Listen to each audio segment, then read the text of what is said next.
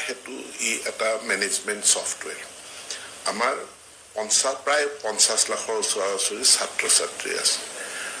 2,06,000 শিক্ষক শিক্ষয়িত্ৰী আছে আমাৰ প্ৰায়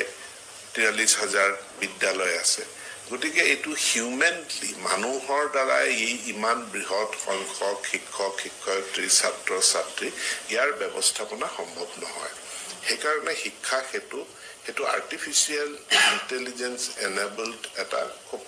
স্মাৰ্ট এপ যিটো এপৰ জৰিয়তে এতিয়া আমি মানে প্ৰায় 85% শিক্ষকৰ আমি এটেন্ডেন্স পাই আছো নিৰ্ভুলভাৱে পাই আছো আৰু 85% শিক্ষকৰ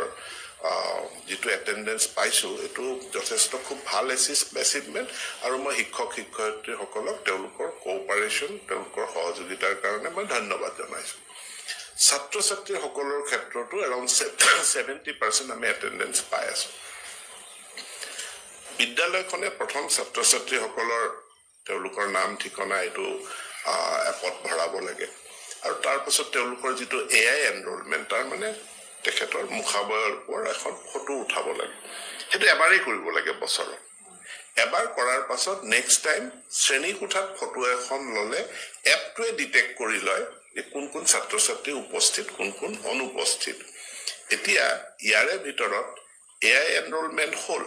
বা বিদ্যালয় ছাত্ৰ ছাত্ৰীসকলৰ তথ্য দিছে কিন্তু দেখা গৈছে আমি এতিয়া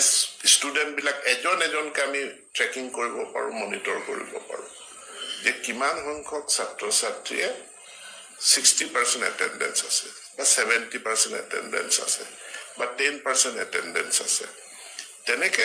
আমি এনালাইসিস ডেভেলপ কৰোতে আমি দেখিছো যে 68,000 ষ্টুডেন্টৰ এদিনো এটেন্ডেন্স নাই এতিয়া কিয় তেওঁলোকৰ এটেন্ডেন্স নাই হেতু আমি চাব বিচাৰিছো আৰু যদি বিদ্যালয়খনত নাম ভৰ্তি কৰিলে কিন্তু তাৰ পাছত বেলেগ বিদ্যালয়লৈ গুচি গল তেতিয়া আমাৰ সিস্টেমত তেওঁক ডিএক্টিভেট কৰিব লাগিব এতিয়া বিদ্যালয়খনে ডিএক্টিভেট কৰা নাই আমি কৈছো আপোনালোকে যেতিয়া এইকেদিন গৰম বন্ধ তেওঁলোকে ব্যৱস্থা গ্ৰহণ কৰি যদি ডিএক্টিভেট কৰি দিয়ে তেতিয়াহলে 68,000 ৰ সংখ্যাটো কমি যাব আৰু যদি নকৰে তেতিয়াহলে ফাইনালি আমি কৰিব লাগিব মানে কেন্দ্ৰীয়ভাৱে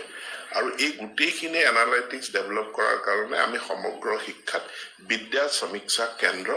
আমি প্ৰতিষ্ঠা কৰিছো আৰু বিদ্যা সমীক্ষা কেন্দ্ৰৰ কাৰণে আমি সেন্ট্ৰেল মিনিষ্ট্ৰীৰ পৰা সাপোৰ্ট পাইছো আমাৰ নিজৰো ইনভেষ্টমেন্ট আছে আৰু বিদ্যা সমীক্ষা কেন্দ্ৰত আমি প্ৰত্যেকখন বিদ্যালয়